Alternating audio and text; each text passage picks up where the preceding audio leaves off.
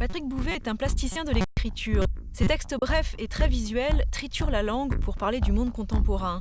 La Maison Rouge à Paris l'a invité à lire son dernier livre, Pulsion Lumière, dans l'exposition Néon.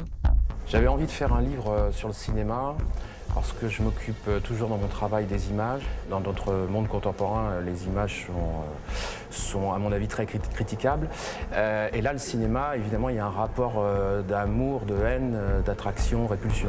Elle avance en territoire ennemi, cernée par les miroirs et les néons. Elle traverse la piste, balayée par les lasers, frôlant les corps humides au son d'un synthé disco. La figure centrale de ce livre, en fait, c'est une femme, c'est une figure plutôt floue, presque fantomatique, qui traverse comme ça tout un pan du cinéma.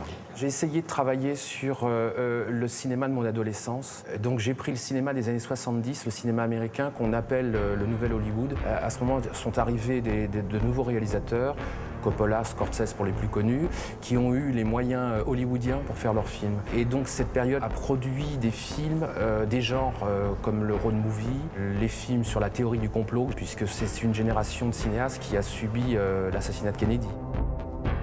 Elle marche dans les rues, ses pulsions monstrueuses mêlées au public.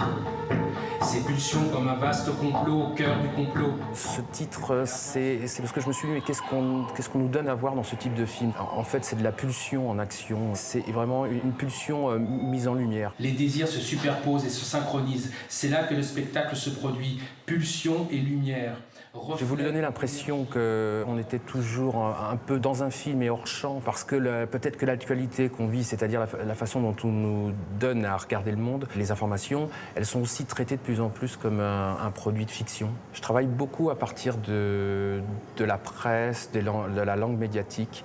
Il se trouve qu'en musique, j'ai beaucoup travaillé avec ce qu'on appelle le sampling, l'échantillonnage en français. C'est ce qui permet de prendre un échantillon de musique et éventuellement de le triturer pour en faire quelque chose d'autre.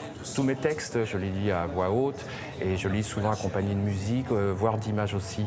Et c'est très important pour moi de rendre cette langue vivante, de la faire passer dans le corps.